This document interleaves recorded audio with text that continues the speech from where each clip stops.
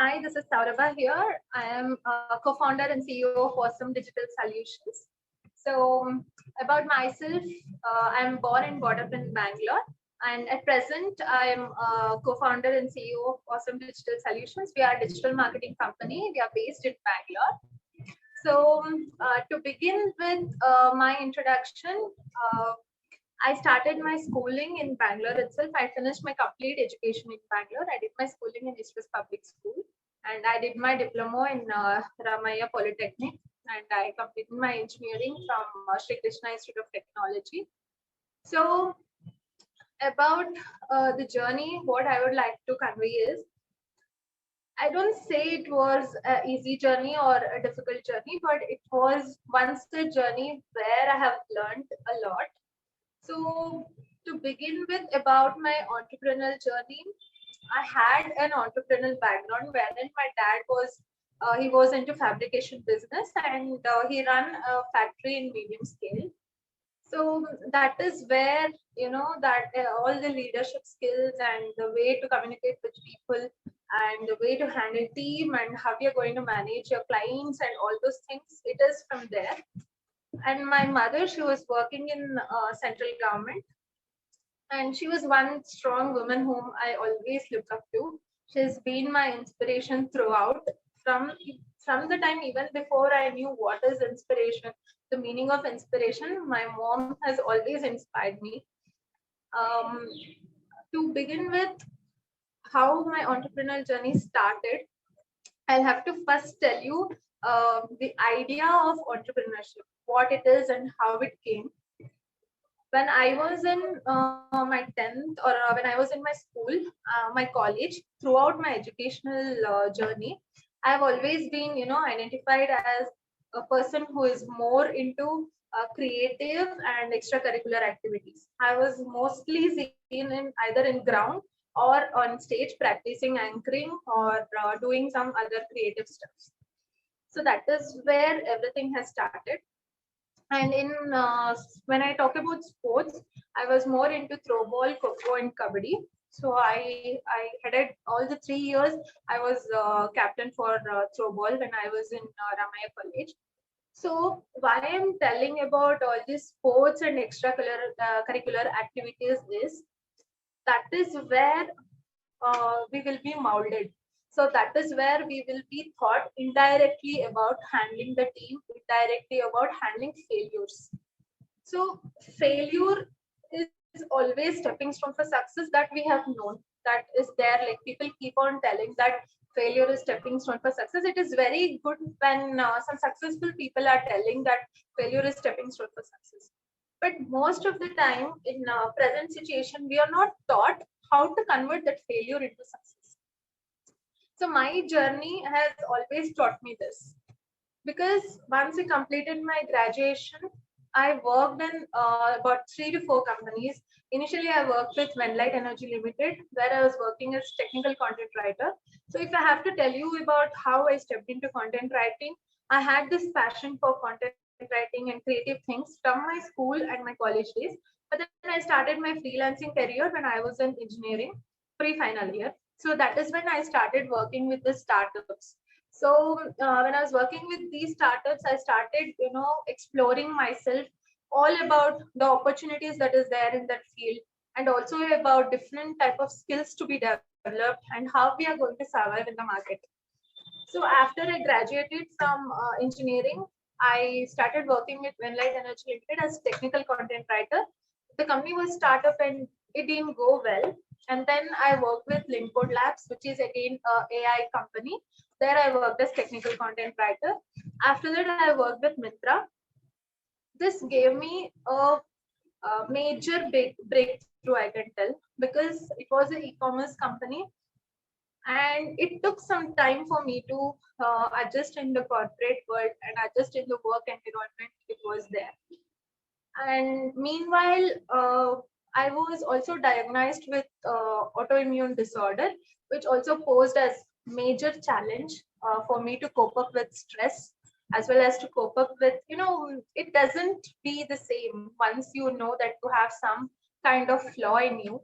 So to overcome that, it took some time. So last year during the same time, during March, February and March, I resigned from Myntra. The reason being, I felt I can do better. I can be better. I can explore myself in a better way if I can do something on my own. So that is when I quit Myntra. At the same time, I have one of my best friend. His name is Varun Kumar. Earlier also, when we were in college, we had started karate training center also, which was going well until the lockdown. But post lockdown, everything is have come down. During that time, even we used to always discuss about we'll be doing this, we'll do this, we'll have our own company, we'll build this, all such things. And then at the same time, I got married, and I we wanted to do something on our own so that we'll be able to break that stereotypic entrepreneur idea, or thing that is going on. Whatever we see in social media, that is not how it works. Nobody posts the failures on social media. It is very important at this present situation where people are so much addicted to social media. We need to make people understand success is not what you see on social media. There is so much that happens behind that, so much failure, so much commitment, sleepless nights, and at times empty purse and empty wallets also. So we began our journey from the scratch, and I proudly say today, we have not looked out for any investors. We started our company, Awesome Digital Solutions, with complete on our own. Why I'm emphasizing on this is there are a lot of people who hold back themselves about executing an idea or coming up with a new idea or product or whatever it is, thinking that it will require too much of investment. It is right, it requires investment, but sometimes that investment can be your time, that investment can be your hard work. We were able to dedicate our time and hard work, and during that time I had my own commitments as well. I had my own personal loans and all those things. That was the major challenge that I had to face, because when you're an entrepreneur, uh, initial days, there is like the company should grow, our team should grow, and end of the day we won't be more concerned about how much money we are taking home. We'll be more concerned about how many projects we are getting into office. So that is where we both were working. So during the journey, I can tell you the major challenges that we faced was first thing is the finance, which we were able to manage by putting in a lot of time and hard work to get the clients, convert them, improve our skills, communication skills, negotiation skills, and all those things. And the next challenge was infrastructure, because when you have a team, you need infrastructure to keep them and get the work done and all those things. Client satisfaction. In order to get client satisfied, we need to have our team satisfied. So that is where we were working, we are working, and we'll have to work going further also. And this is all about the entrepreneurship journey that I have gone through. If I have to tell about my inspiration, it will be my mom. Reason being, when I was in 10th standard, she met with an accident, and she had her leg fractured. Even though she had her leg fractured, she was in bed for about 11 to 12 months. And that is when my bond with my mom grew very strongly. So during the time, what I understood, what I learned is, if you have willpower, if you have even if you have like hundreds of doctors, specialized doctors treating you, but you don't have willpower, there is no way you can survive. But with minimum medical assistance, if you are confident of yourself, if you have willpower, you can overcome any sort of problems and any sort of health issues that you are having. That is what I learned for myself also. So the day after about 12 to 14 months, when my mom first started walking, that kind of happiness and that kind of joy seeing your mom walk, It was just like a mother seeing her child walk again. So that put me through into a different level of thinking, where I started, inculcating all these things in my day-to-day life. Willpower and positivity will take you a long way. These are a few things. And if I have to talk about one person who inspires me when I talk about entrepreneurship, being humble, about gratitude, about how you serve people, I will definitely take Sudha Murthy's name. She is my icon, I can say. And all the things that she has set for herself, her principles and her motive, the way she, speaks to people, the way she conveys little things which we don't even notice in our day-to-day life, everything has motivated me and inspired me to be more of like her. And each and every books of her talks about simplicity, talks about our day-to-day life, talks about how a woman should, strive and come out of a cocoon kind of thing and do something different.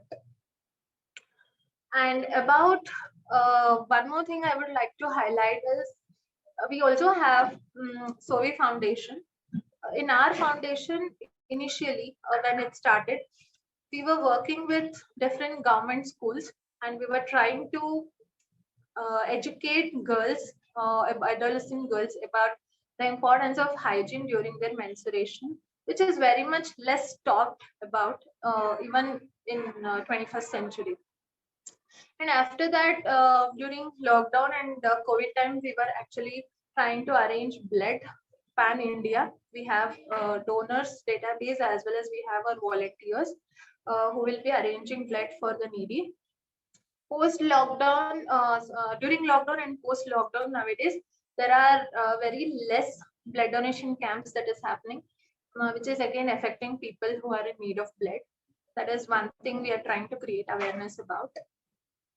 And these are the things. And if I have to say something for whoever wants to, achieve something, especially for females, because I am someone who will always support people, who will always support women for their empowerment. Reason being, even though in our country we are developed in many ways, but there are still women who doesn't want to go against their family, doesn't want to go against their husband, or they compromise on a lot of things just because of others' happiness, which I don't really support. It is equally important for you to be happy, for you to be content, and for you to be more confident in your life. And to achieve all these things, you have to work towards your goal, achieve your goal. So for everyone, for every entrepreneur who's also an aspiring entrepreneur, what I would like to convey is, first thing is your focus. If you have an idea, if you're very much clear about your ideas, please be focused on your ideas. Don't let any of your distractions to affect your focus. That is one thing. And next thing is being positive. A lot of times what happens, our external factors, it might be our own parents also.